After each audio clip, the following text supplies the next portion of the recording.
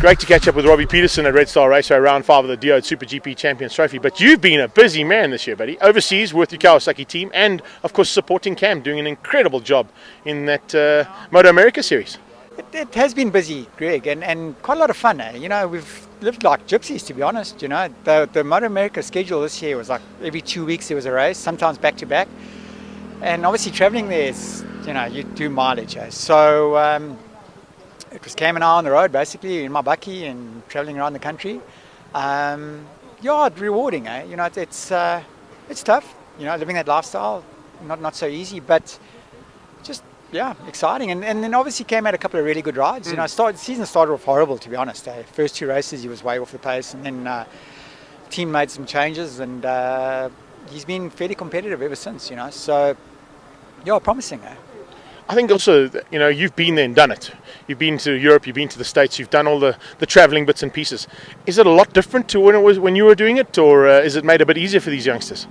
I don't know, Greg, you know, because as you get older, you change, bottom line, you know. And when I look at it now, I go, these guys have got it harder than we used to have it. Okay. Then I get other guys saying, who are older than me, going, rubbish, you guys were the bee's knees. And, you know, and honestly, it's kind of almost horrible for Cam, because they have like riders, you know, autograph signing sessions, and then people come up and they're like, I remember your dad, and I kind of don't like that, to be honest. You know, he is who he is, and he's better than I ever was. Trust me, you know, he really is. It's very competitive over there.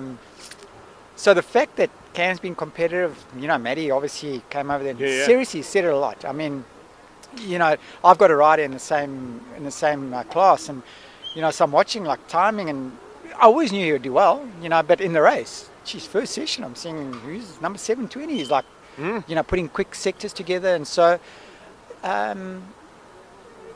think it's just circumstances. If you get any one of our riders, you know, right break, right opportunity there, they can do well. It's kind of what we said in the commentary today. It was literally the top 10 in the 600s, top 10 in the 1000s. You send them over there. The caliber of the riders and the capabilities of our riders have just stepped up so dramatically, and I think, you know, with the way that you guys have opened up doors, it certainly looks like the way to go. Yeah, look, I wouldn't base everything on what Matt's done, simply because, you know, he's got a lot of European experience. So, and the tracks there are way different to anything we ride here. Sure. You know, we pretty much all our stuff is flat. Their elevation, everything's up and down, and Matt's been exposed to that big time in Europe. So I think that's why he could adapt so. And shares the same deal, you know.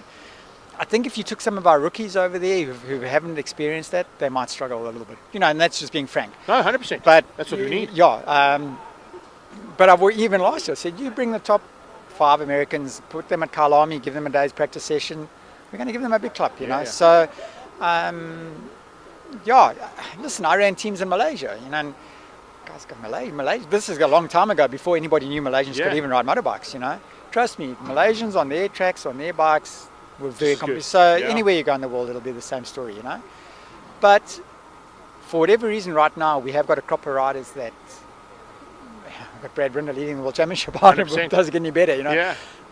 Cam's shown a little bit what he can do. Matt's certainly opened up eyes, shares, BSB, EJC. I mean, you know, so what's happening now is even the Americans are starting to take note of what guys are doing in BSB. You know, I think Jordan Weaving won a race there last week, you know, so then I get American guys going, hey, we didn't know you South African guys could really do all this stuff. So I don't know what it is. Just right now, it's a little bit of a golden, you know, blue patch, purple patch, whatever.